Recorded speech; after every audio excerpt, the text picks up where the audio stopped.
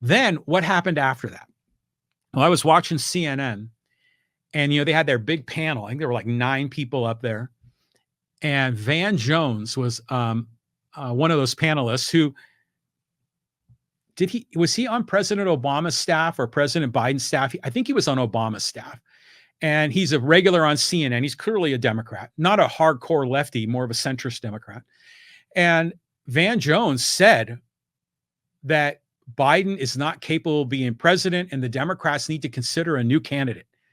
And I thought to myself, whoa, that's something pretty bold to say. It's like he was just speaking top of mind.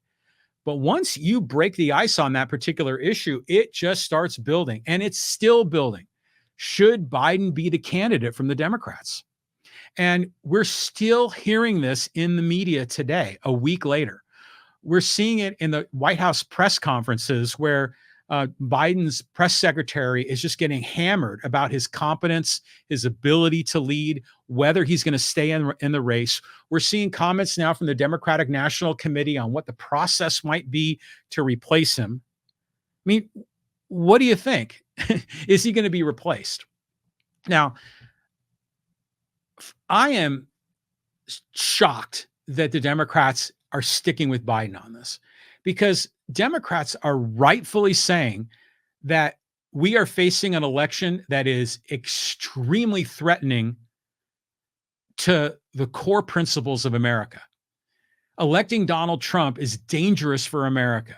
This is a guy that is above the law, wants to rule, for retribution, wants to eliminate parts of the Constitution, wants to rule as a dictator on day one. He said that. And there's a whole million other reasons why Trump is a very immoral, improper candidate for America. So when Democrats are facing a Republican challenger who is as scary, as threatening, as dangerous as Donald Trump, why in the hell are they rolling out Joe Biden, who's 81 years old, who stumbles and bumbles, who got, tongue-tied and couldn't express, his thoughts during the debate, who trips and falls, and who is clearly showing decline? Say what you will about Joe Biden and his career, et cetera, but, should he be president of the United States? Should he have, some would say, the hardest job in the world? Does he have the mental capacity, the acuity, the stamina to do that job? Regardless of how you feel about his policies. And to me, the answer is clearly no.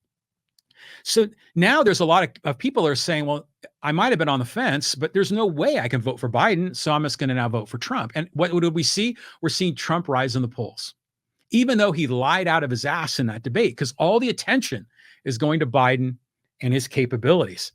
I mean, I'm just stunned that the Democrats are so strongly sticking with him. Now, given the fact that the media is still pushing this narrative, still questioning what the president is doing, still challenging, his competence. Why isn't he in a press conference? Why isn't he demonstrating his mental capabilities, showing how sharp he is? We hear the stories, in closed doors, and we've been in meetings, and man, Biden is the sharpest guy in the room. He's got lots of energy, but we didn't see that in the debate.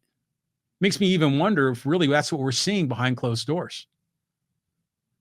Other people say, well, it really doesn't matter because Joe Biden surrounds himself with a lot of really smart people, a lot of experts, people that we can count on. Trump surrounds himself with crooks and liars and a bunch of guys that we don't like.